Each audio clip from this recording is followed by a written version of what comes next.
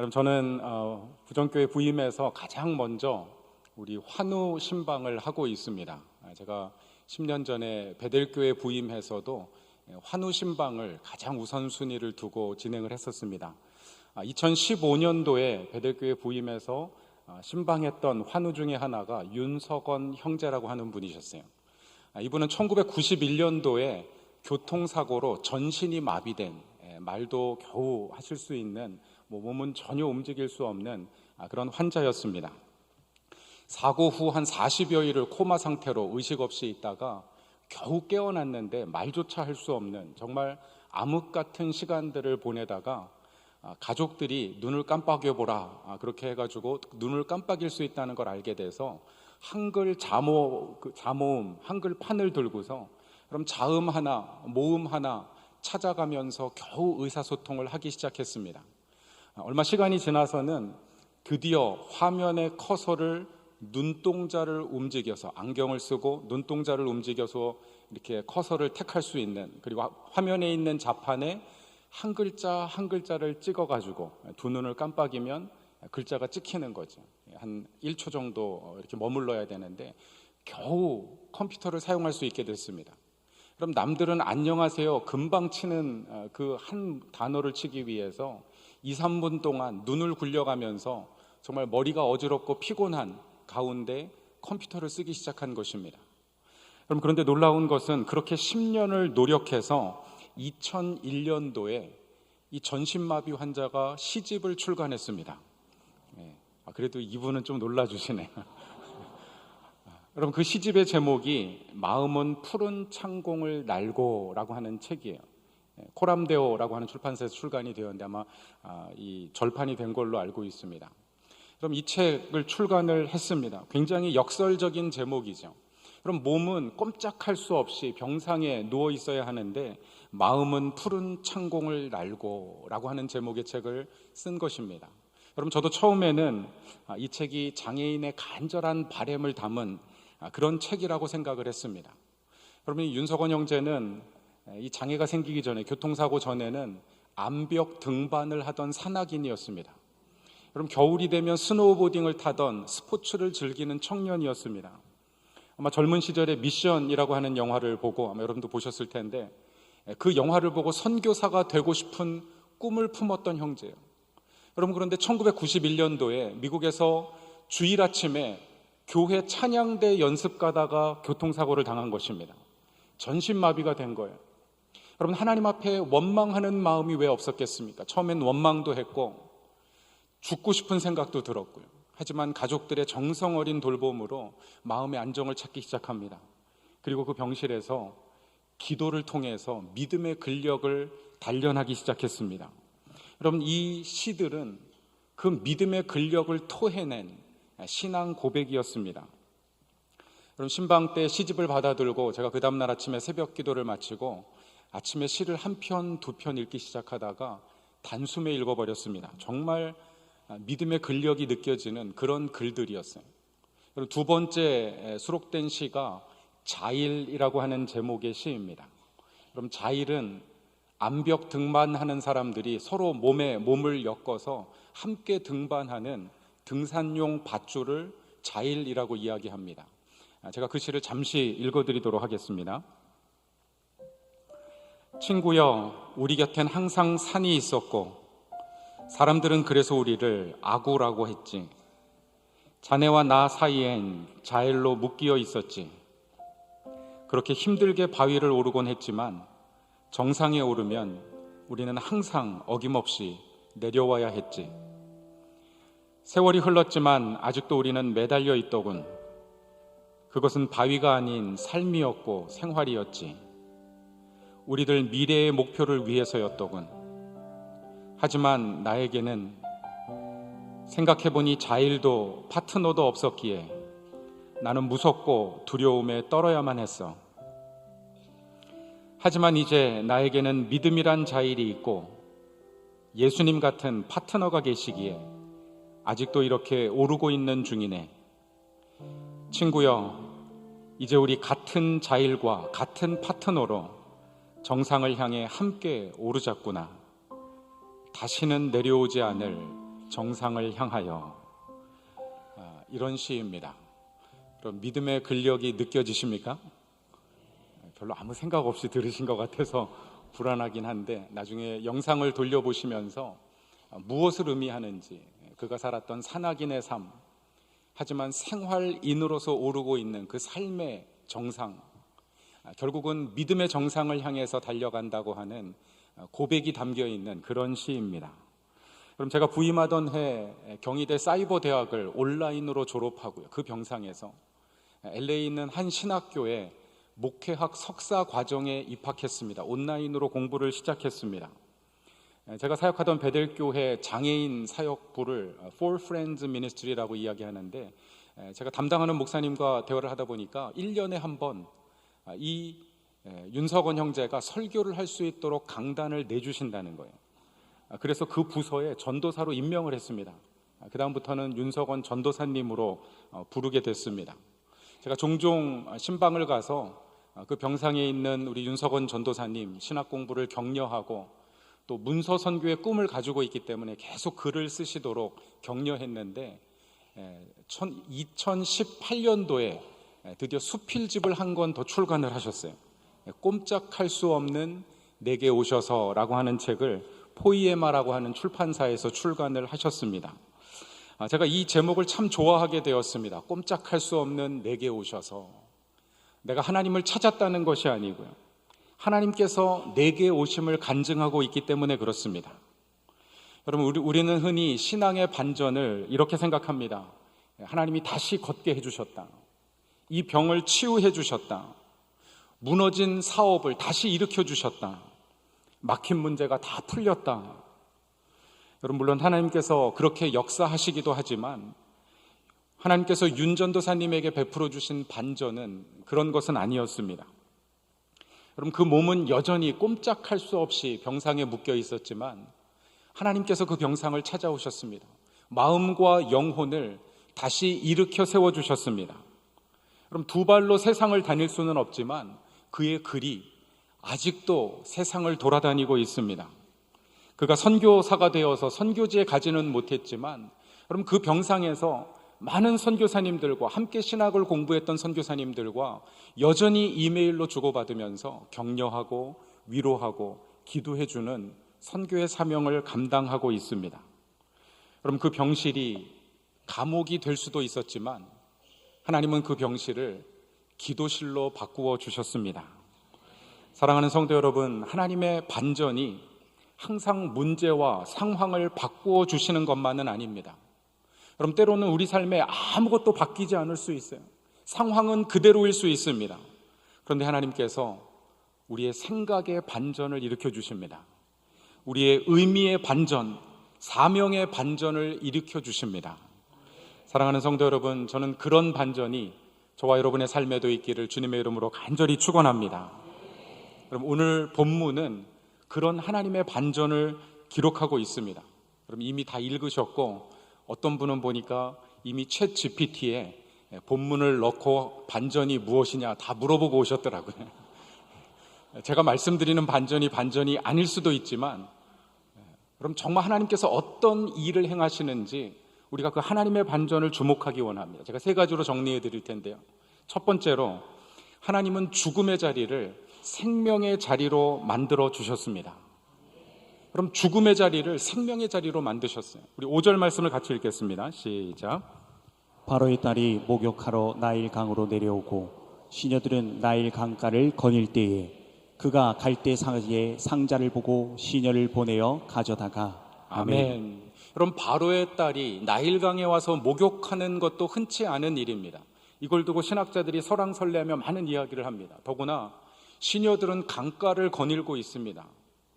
그럼 그들이 찾아온 그 장소는 하필 요게벳이 얼마 전에 갈대상자에 아기를 숨겨서 그럼 갈대숲 사이에 놓은 그 강가입니다.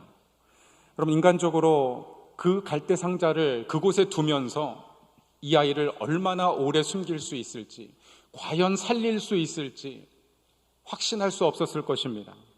아니, 어쩌면 결과적으로 시간이 지나고 나면 아이가 발각될 것이고 죽음을 피할 수 없는 그 절박한 자리, 그곳에 아이를 두었는데 마침 그곳에 바로의 딸이 목욕하러 내려온 것입니다. 여러분, 그 아이가 발각되었습니다. 누가 발각했습니까? 누가 발견했습니까? 바로의 딸이 발견했습니다. 그럼 이게 영화 같으면요 큰일 난 것입니다. 하필이면 바로의 딸에게 딱 걸린 것이죠. 아마 탄식을 자아내는 장면일 것입니다.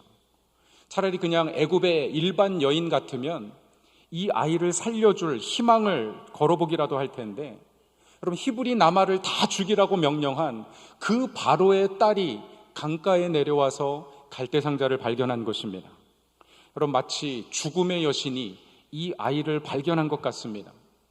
여러분, 그런데 가장 위험해 보이는 이 장면이 바로 하나님의 반전이 시작되는 현장이었습니다. 6절 말씀을 같이 읽겠습니다. 시작. 열고 그 아기를 보니 아기가 우는지라 그가 그를 불쌍히 여겨 이르되 이는 히브리 사람의 아기로다. 아멘. 아멘. 여러분, 이 애굽의 공주가 갈대상자를 열었는데 아이가 울었습니다. 아기가 울면 좀 귀찮을 수 있고 그냥 물리칠 수 있었을 텐데, 여러분, 그 마음이 어떠했습니까? 불쌍히 여겨라고 이야기합니다.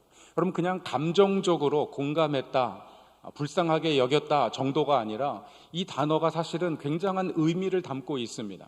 여러분, 히브리어에 하말이라고 하는 단어인데, 여러분, 구약 성경에 한 41회 정도 사용이 되었는데 이 단어를 쭉 찾아서 분석해 보니까 이 하말은 생명과 관련이 있는 단어예요.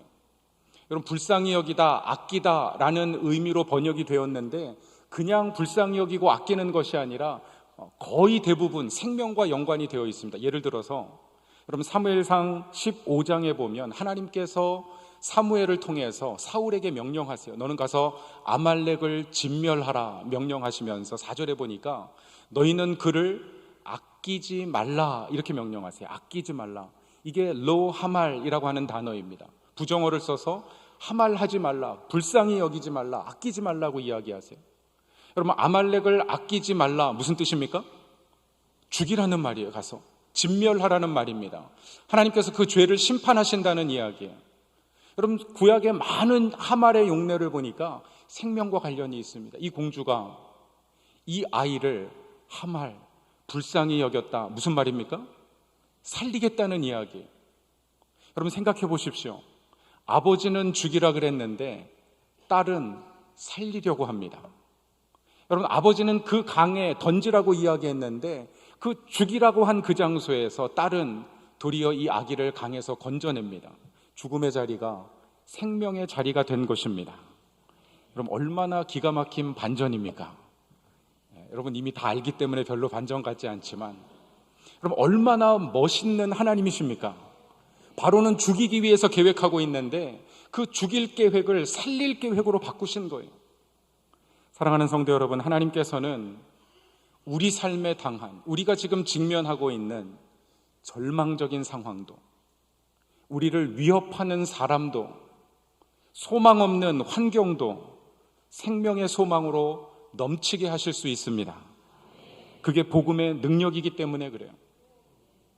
여러분, 평생 병상에서 움직일 수 없는 전신마비 환자가, 여러분, 윤석원 전도사님이 믿음의 자일로 예수님을 파트너 삼아서 다시는 내려오지 않을 그 정상을 향해 오르고 있다는, 여러분, 이 믿음의 고백, 여러분, 그것이 복음의 승리인 줄로 믿습니다. 사랑하는 성도 여러분, 우리 인생의 죽음 같은 자리에서도 하나님은 반전을 이루십니다. 예상하지 못한 사건, 우연 같은 만남을 통해서도 하나님은 새 길을 열어주십니다. 그럼 그 반전에 하나님을 믿고 우리의 믿음을 갈대 상자에 담아서 여러분, 우리 인생을 하나님의 손에 전적으로 맡겨드리실 수 있기를 주님의 이름으로 축원합니다. 그럼 두 번째로 하나님의 반전은요, 원수의 계획을 구원의 도구로 만드시는 것입니다. 그럼 사실 이어지는 장면들을 보면 마치 성경에 기록된 한 편의 코미디를 보는 것 같습니다. 그럼 공주가 갈대상자를 열고 우는 아이를 불쌍히 여기는 표정으로 바라봅니다. 그때 지켜보고 있던 누이가 쏜살같이 달려가서 이렇게 얘기하는 거예요. 7절 말씀 같이 읽습니다. 시작. 그의 누이가 바로의 딸에게 이르되 내가 가서 당신을 위하여 히브리 여인 중에서 유모를 불러다가 이 아기에게 젖을 먹이게 하리이까. 아멘. 아멘. 그럼 미리암이 몇 살이나 됐는지 모르겠지만 정말 지혜롭게 말한 것입니다. 내가 가서 이 아이의 엄마를 불러줄까요? 아마 그랬으면 큰일 났을 것입니다. 그런데 이 소녀가 뭐라고 이야기하냐면 히브리 여인 가운데 젖 먹일 유모가 있는데 불러드릴까요? 이렇게 얘기한 거예요. 그럼 사실 이게 웬만한 히브리 여자가 얘기했으면 큰일 날 일입니다. 마치 참소하는 것처럼 들릴 수 있기 때문에 그래요. 당신들이 우리 히브리 남아를 다 죽였는데 아이를 잃고 젖이 남아도는 여자들이 있는데 내가 유모 하나 불러드릴까요? 이렇게 들었다면 큰일 나는 것이죠. 그런데 이 애굽의 공주가 전혀 아무런 의심 없이 가서 데리고 오라고 이야기한 것입니다. 그럼 누구를 불렀습니까? 우리 8절 하반절 같이 읽습니다. 시작. 그 소녀가 가서 그 아기의 어머니를 불러오니. 그럼 누구를 불렀습니까? 요게벳을 불렀어요. 그 어머니를 불렀습니다. 조금 전에 갈대 상자를 그 나일강 강가에 내려놓고 과연 이 아이를 다시 품에 품을 수 있을까? 하나님이 이 아이의 생명을 살려주실까? 확신할 수 없었던 이 어머니가 공주의 부름을 받고 달려온 것이죠. 그럼 그리고 어떻게 되었습니까? 9절에 보니까 이렇게 이야기합니다. 바로의 딸이 그에게 이르되 이 아이를 데려다가 나를 위하여 젖을 먹이라. 그 다음에 같이 읽습니다. 내가 그 삭을 주리라. 그럼 이게 거룩한 코미디 아닙니까? 하나님의 놀라운 반전 아닙니까? 조금 전에 죽이려고 했던 그 바로의 궁전에서 요게벳의 아들을 그 품에 안고 키우는데 돈을 주겠다는 거예요. 바로의 국고로 이 아들을 양육하겠다는 것입니다. 그럼 이 아들이 어떤 아들입니까? 곧 자라서 바로 앞에 서서 내 백성을 보내라고 말씀하시는 그 하나님의 말씀을 대언할 인물, 이스라엘 백성을 이끌고 출애굽할 사람을 여러분 바로의 국고로 자라게 하신 것입니다. 여러분 기억하십시오. 하나님은 우리 삶의 문제와 걸림돌을 치워주기만 하지 않으십니다. 여러분 물론 그렇게 하실 때도 있어요. 물론 우리가 늘 이렇게 기도합니다. 하나님 정말 이 사람 좀 치워주세요. 이 문제 좀 없애주세요. 내 길을 막고 있는 이 걸림돌 제거해 주세요. 여러분 물론 하나님께서 응답하시고 그렇게 하실 때도 있어요. 하지만 대부분의 경우에는 하나님은 우리의 걸림돌을 치워주지 않으십니다. 그 걸림돌이 도리어 디딤돌이 되게 하십니다. 애굽에 팔려간 요셉을 풀어주지 않으셨어요. 애굽의 노예로 살아가게 하셨습니다. 하지만 하나님은 요셉을 애굽의 총리로 만드셨습니다. 여러분 다윗을 위해서, 이스라엘 백성을 위해서 골리앗을 하나님이 직접 없애지 않으셨습니다. 도리어 다윗으로 하여금 골리앗을 쓰러뜨리고 이스라엘 앞에 드러나게 하셨습니다. 여러분 모세를 위해서 바로의 위협을 제거하시거나 바로를 없애지 않으셨어요. 도리어 모세가 바로의 궁전에서 자라게 하셨습니다. 여러분 하나님께서 세기를 만드신다는 것은, 우리 인생에 반전을 행하신다는 것은 그런 것입니다. 우리 삶의 걸림돌이 사라지는 것이 아니라 걸림돌을 디딤돌로 만드시는 하나님, 절망적인 상황, 소망이 없는 그 순간에 도리어 하나님의 구원을 경험하게 하시는 여러분 그 은혜가, 하나님의 반전의 은혜가 저와 여러분의 삶에 펼쳐지기를 간절히 소원합니다. 그럼 바울도 육체의 가시가 없어지기를 3번이나 하나님 앞에 기도했습니다. 간절히 기도했습니다. 아마 그것이 육신적인 질병일 것이라고 학자들이 이야기하지만 또 때로는 여러 가지 깨어진 관계, 사역에 막힌 문, 정말 그 삶에 사라지지 않는 이 육체의 가시를 위해서 3번이나 하나님 앞에 간절히 기도했습니다. 그런데 하나님이 그 삶의 가시, 인생의 걸림돌을 제거해 주지 않으셨어요. 여전히 그 문제를 안고 가게 하셨습니다. 하지만 약속해 주셨습니다. 말씀해 주셨습니다. 여러분 하나님이 뭐라고 하셨는지 따라하겠습니다. 내 은혜가 내게 족하도다.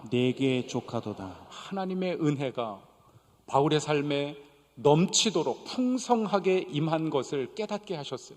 여러분 상황은 아무것도 변하지 않았습니다. 하지만 바울의 생각이 바뀐 거예요. 바울의 삶에 생각의 반전을 만들어 주신 것입니다. 여러분, 그 육체의 가시가, 인생의 고통이 도리어 하나님의 은혜를 캐는 영적인 호미가 되어버린 거예요. 사랑하는 성도 여러분, 저와 여러분의 삶을 향해서도 지금도 살아계신 그 하나님께서 그런 반전의 은혜를 베푸시는 줄로 믿습니다. 여러분, 출애굽의 하나님은 지금도 살아계십니다. 모세에게 살아계셨던 그 하나님은 여러분의 삶에도 살아계십니다. 어떤 목사님이 책을 쓰시면서 제목으로 쓰셨던 것처럼 하나님은 지금도 시퍼렇게 살아계십니다. 여러분, 하나님을 마치 죽은 존재처럼, 멀리 계신 존재처럼, 내 삶에 아무 일도 행하시지 않는 것처럼 그렇게 여기지 마십시오. 하나님 지금도 살아계십니다. 반전의 역사를 일으키시는 하나님이십니다. 그럼 마지막 세 번째로, 하나님은 건짐 받은 사람을 건지는 자로 만들어 주셨습니다. 그럼 마지막 반전 10절 말씀인데 우리 같이 한번 읽겠습니다. 시작. 그 아기가 자라매 바로의 딸에게로 데려가니 그가 그의 아들이 되니라. 그가 그의 이름을 모세라 하여 이르되 이는 내가 그를 물에서 건져내었음이라 하였더라. 아멘. 아멘. 그럼 지난주에 말씀드린 대로 모세는 2장을 시작하면서 모든 사람의 이름을 익명으로 처리합니다. 이름을 얘기하지 않아요. 가족의 이름인데 몰랐겠습니까? 바로나 공주의 이름을 몰랐겠습니까? 그럼 드디어 이름이 등장합니다. 누구의 이름입니까? 모세 자신의 이름이에요. 무슨 뜻입니까? 내가 그를 물에서 건졌다라고 하는 뜻입니다. 그럼 히브리어 동사 중에서 마샤라고 하는 동사가 있어요. 이게 건지다, 이끌다, 끌어내다 이런 의미를 가지고 있는데, 이 마샤라고 하는 단어에서 모셰라고 하는 이름이 나온 것입니다. 얼마나 흥미롭습니까? 애굽의 공주가 애굽의 왕실의 양자를 입양해서 애굽 궁전에서 키우는데 히브리 이름을 준 것입니다. 모셰라고 하는 이름을 준 거예요. 여러분, 별로 흥미롭지 않은 것 같은데 저는 굉장히 흥미로웠어요. 이게 도대체 무슨 일인가? 왜 애굽의 이름을 주지 않았는가? 여러분, 어떤 성경학자들은 그렇게 얘기합니다. 이게 히브리 이름이 아니라 분명히 애굽 이름일 것이다. 그럼 애굽에도 모세라는 이름이 많이 있습니다. 애굽의 유명한 바로 중에 아흐모세라고 하는 바로가 있어요. 여러분, 아흐는 달이라고 하는 뜻인데 애굽어의 모세라고 하는 단어는 낳았다, 태어나다, born of 그런 의미를 가지고 있습니다. 그러니까 아흐모세, 달이 낳은 아들, 그런 의미를 가지고 있어요. 그럼 투투모세라고 하는 바로 이름 들어보셨습니까? 지금 들어보셨어요? 투투모세라고 하는 바로가 있는데 이것은 토트라고 하는 지혜의 신, 애굽의 지혜의 신이 나왔다. 그 지혜의 아들, 이런 의미를 가지고 있어요. 그럼 그런 의미에서 아마 애굽의 공주가 물에서 건진 그 아들을 이제 내 아들로 입양한다, 내가 낳았다, 그런 의미로 모세, 애굽어로 불렀을 것이다, 그렇게 주장을 한 것입니다. 그런데 과연 그럴까? 그럼 모세는 지금 자기 이름을 이렇게 설명합니다. 내가 그를 물에서 건졌다. 히브리 이름에 히브리 의미를 담은 것입니다. 애굽의 이름으로 부르고 있지 않습니다. 그럼 이게 굉장히 또 의아한 면이 있어요. 히브리어로 이름을 지었다 그래도 사실은 내가 그를 물에서 건졌다, 이 공주가 이름을 붙여줬으면 모셰가 아니라 마샤라고 부르는 것이 맞습니다. 그래서 많은 성경학자들이 왜 마샤가 모셰가 됐을까? 왜냐하면 모셰라는 단어는 건지는 자라고 하는 의미예요. 그러면 공주가 물에서 건진 이 아들의 이름을 지어주는데 내가 건졌다 하는 건 이해가 되지만 건지는 자라는 이름을 준 것입니다. 이게 하나님의 놀라운 반전이. 여러분, 모세가 어떤 사람입니까? 애굽 공주가 나일강에서 건진 아들입니다. 그런데 그가 어떤 사람이 되었습니까? 나중에 한 민족을 홍해에서 건지는 하나님의 도구가 되었습니다. 그럼 그 이름에 이미 하나님께서 과거의 어떤 역사적인 사실만 담은 것이 아니라 그 이름 안에 미래의 사명을 담고 있는 것입니다. 여러분, 모세는 건짐을 받았지만 건지는 자로 예정되고 건지는 자로 쓰임을 받았습니다. 그럼 여기서 우리가 중요한 사실을 기억해야 합니다. 여러분, 받은 은혜에는 반드시 사명이 따릅니다.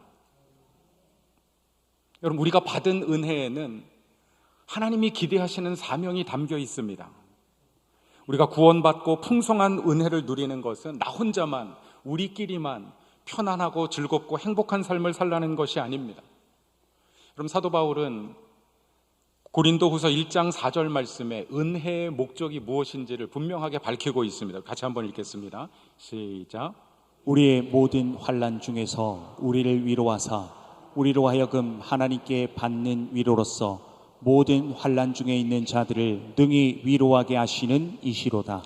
아멘. 여러분, 바울은 알았습니다. 그가 동역자들과 함께 복음을 전하기 위해서 지중해를 건너고 산과 들을 지나면서 많은 환난을 당했습니다. 그런데 그 환난은 우리를 위로하시기 위한 하나님의 은혜라고 하는 사실을, 그뿐만 아니라 내가 받은 은혜는 또 다른 사람들을 위로하기 위한 하나님의 위로의 선물이라고 하는 사실을 그는 알고 있었습니다.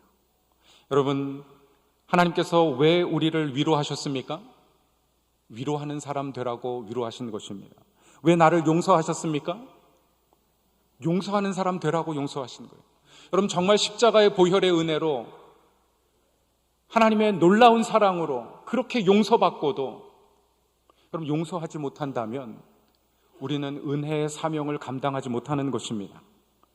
여러분, 넘어진 나를 주님께서 왜 일으켜 세우셨습니까? 넘어진 사람의 손을 잡아주라고. 여러분, 왜 주님께서 우리를 죄에서 건지셨습니까? 죄인들을 건져주라는 것입니다. 여러분, 은혜에는 언제나 사명이 따라옵니다. 이것이 모세의 이름에 담긴 하나님의 반전이었습니다. 여러분, 물론 이보다 더 큰 반전이 있습니다. 바로 갈보리의 십자가의 반전입니다. 여러분, 바로는 나일강을 죽음의 도구로 만들었지만 하나님께서는 은혜의 도구, 생명의 길로 삼으셨습니다. 그럼 유대교 지도자들은 로마의 병사들과 모의해서 예수님을 죽이기 위해서 십자가를 사형틀로 세웠지만 하나님께서는 그 십자가를 모든 인류를 구원하시는 하나님의 구원의 도구로 삼으셨습니다. 그럼 사단은 예수님을 십자가에 못 박고 예수님 죽어가는 모습을 보면서 승리의 쾌거를 외쳤겠지만 여러분, 하나님께서는 그 십자가에 흘리신 보혈로 저와 여러분의 모든 죄를 사하여 주셨습니다. 뿐만 아니라 부활의 능력으로 사망의 권세를 이기는 생명의 길을 열어주셨습니다. 여러분, 십자가는 반전에 하나님께서 이루신 영생의 길을 만들어주신 구속 드라마의 절정입니다. 우리에게 주신 최종 승리의 선언입니다. 그럼 저주의 나무가 축복의 나무가 되고 수치의 십자가가 우리의 자랑이 된 것입니다. 죽음의 자리가 생명의 길을 열게 된 것입니다. 사랑하는 부정교회 성도 여러분, 저는 저와 여러분이 한 주간도 이 십자가를 굳게 붙드시기를 주님의 이름으로 축원합니다. 여러분, 이 십자가를 자랑하실 수 있기를 주님의 이름으로 축복합니다. 그리고 십자가를 통해 열어주신 그 생명의 길을 주목하고 바라보며 우리 삶에 당한 죽음의 자리가 영원한 생명의 길임을 기억하고 여러분, 위로받고 새로운 힘을 얻고 살아가실 수 있기를 간절히 소원합니다. 그럼 말씀을 마치겠습니다. 윤석원 전도사님, 단지 믿음으로 장애를 견디고 살아간 사람은 아니었습니다. 그럼 많은 선교사님들, 목사님들과 이메일로 교제하고 격려하면서 함께 기도하는 동역자였습니다. 그럼 제가 베들교회 10년을 목회하면서도 거의 매주일 이른 새벽에 정말 몇 단어, 한 줄 되는 이메일이 도착해요. 목사님 기도하고 있습니다. 2017년 11월 28일에 제가 새벽 4시 반에 컴퓨터를 켰는데 메일이 역시 도착해 있었어요. 조금 긴 메일이었습니다. 이 메일의 제목이 1시간 전부터 기도했습니다. 여러분, 4시 반이니까 언제부터 기도한 거예요? 3시 반 전부터 기도한 것입니다. 이런 내용이 적혀 있었습니다. 목사님, 계신 곳에서 주님의 영광을 위해 사역하세요. 저는 후방에서 나팔을 불며 깨우겠습니다. 목사님은 주님의 말씀을 선포하십시오. 오늘도 주님 안에서 기쁘고 행복하세요. 존경하고 사랑하고 축복합니다. 예수님의 은혜를 빚진 자 윤석원 올림. 그럼 짧은 글인데 이 타이핑을 하기 위해서 얼마나 많이 눈을 굴리며 껌뻑이며 오랜 시간 타이핑을 했을까 생각이 들었습니다. 짧게 보내면 될 텐데 그럼 길게 보낸 거예요. 여러분, 병상에서 꼼짝할 수 없는 사람이 강단에 선 설교자를 위해서 기도하고 세워준 것입니다. 그럼 저만을 위해서 기도한 게 아닌 이른 새벽에 여러분 함께 신학을 공부하는 선교사님들을 위해서 기도하고 여러분 그들을 세워준 것입니다. 여러분 2020년 9월에 딱 6년 정도 되었습니다. 우리 고 윤석원 전도사님 아버지의 본향으로 부르심을 받았습니다. 그 주일 새벽 이후에 제게 더 이상 이메일은 오지 않습니다. 하지만 저는 지금도 주일 3시 반이 되면 눈이 떠지고 일어납니다. 설교를 점검하고 성도들의 얼굴을 떠올리면서 예배를 준비합니다. 그럼 종종 그 말이 울려오는 것 같아요. 목사님, 말씀 선포하십시오. 저는 후방에서 기도의 나팔을 불겠습니다. 그럼 물론 저를 위해서 기도해 주시는 분이 많지만, 부모님들도 기도해 주시고 기도해 주시는 분들이 많지만, 저는 여전히 그 기도의 나팔에 힘을 입어서 강단에 선다는 생각을 합니다. 여러분, 이것이 은혜의 책임입니다. 하나님께 받은 은혜는 결코 한 사람에게서 끝나지 않습니다. 모세는 물에서 건짐을 받아서 한 민족을 건지는 하나님의 일에 쓰임 받았습니다. 우리 고 윤석원 전도사님, 자기 몸은 움직일 수 없었지만 여러분 기도로 저와 같은 또 여러 선교사님들을 세우고 그들의 마음에 감동을 주어 움직이고 정말 하나님 앞에 헌신하고 살아갈 수 있도록 만드는 하나님의 은혜의 통로였습니다. 사랑하는 성도 여러분, 여러분 삶에 당장 펼쳐진 오늘의 삶만 보고 너무 빨리 끝이라고 생각하지 마십시오. 여러분, 우리 삶에 나일강이 펼쳐져 있다고 끝난 것이 아닙니다. 여러분, 갈대상자 하나밖에 없다고 끝난 것이 아니에요. 우리 부활의 주님은 여전히 일하고 계십니다. 죽음의 강을 생명의 길로 바꾸고 계십니다. 여러분, 십자가의 형틀을 영원한 생명의 길로 바꾸신 하나님께서 여러분 우리에게 아무것도 없지만 우리 대적의 손에 들린 무기를 우리를 살리시는 도구로 우리의 길을 여시는 하나님의 은혜로 바꾸실 수 있습니다. 여러분의 인생에 그런 반전의 은혜가 임하시기를 주님의 이름으로 간절히 축원합니다. 하나님께서 지금도 살아계시고 반드시 일하실 것을 믿고 여러분 그 절망의 자리에서 다시 일어나 여러분 하나님의 손을 붙드는 저와 여러분 되시기를 주님의 이름으로 간절히 축원합니다.